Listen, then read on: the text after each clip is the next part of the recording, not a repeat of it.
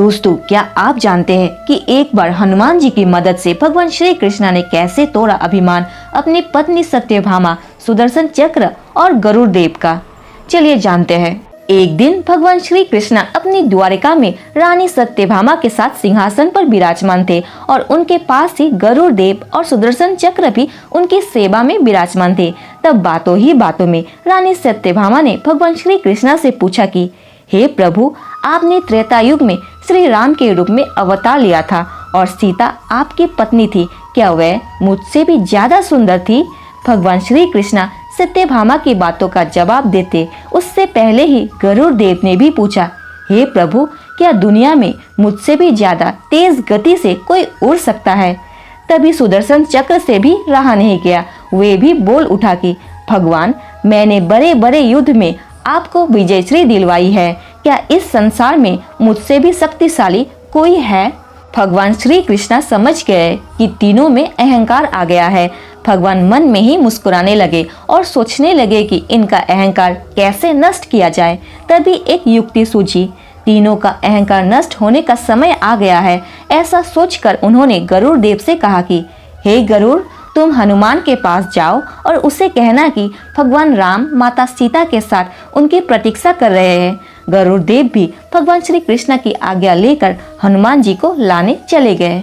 इधर भगवान श्री कृष्ण ने सत्यभामा से कहा कि देवी, आप सीता के रूप में तैयार हो जाए और स्वयं भगवान श्री कृष्ण ने श्री राम का रूप धारण कर लिया।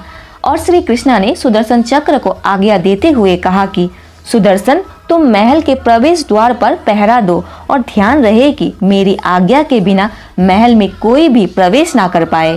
सुदर्शन चक्र जो आज्ञा कहकर महल के प्रवेश द्वार पर तैनात हो गए। गरुड़ देव हनुमान जी के पास पहुंचकर कहा कि हे वानर श्रेष्ठ, भगवान राम माता सीता के साथ द्वारका में आपसे मिलने के लिए पधारे हैं, इसीलिए मैं आपको लेने के लिए आया हूँ।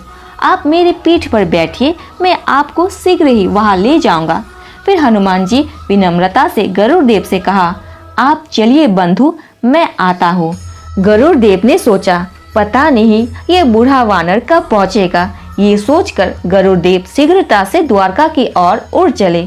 लेकिन ये क्या, महल में पहुंचकर गरुड़ देव देखते हैं कि हनुमान जी उनसे पहले ही महल में प्रभु के सामने बैठे हैं।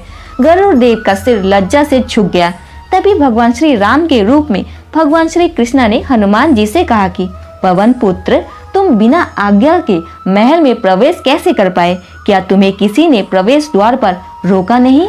हनुमान जी हाथ जोड़ते हुए सिर झुकाकर अपने मुंह से सुदर्शन चक्र को निकालकर प्रभु के सामने रख दिया और कहा कि प्रभु, आपसे मिलने से मुझे इस संसार में क्या कोई रोक सकता है?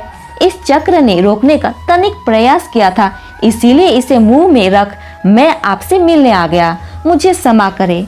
और भगवान श्री कृष्ण मन में ही मुस्कुराने लगे। अब रानी सत्यभामा का अहंकार भंग होने की बारी थी।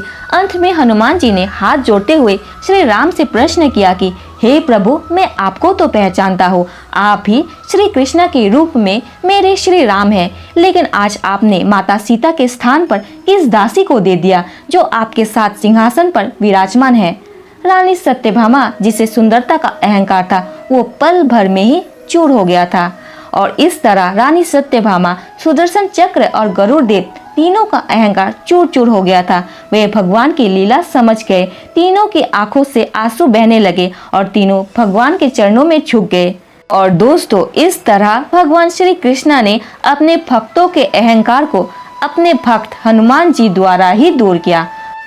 और दोस्तों, अगर ये वीडियो देखकर आपको अच्छा लगा तो प्लीज चैनल को सब्सक्राइब, वीडियो को लाइक और शेयर जरूर करें। धन्यवाद दोस्तों।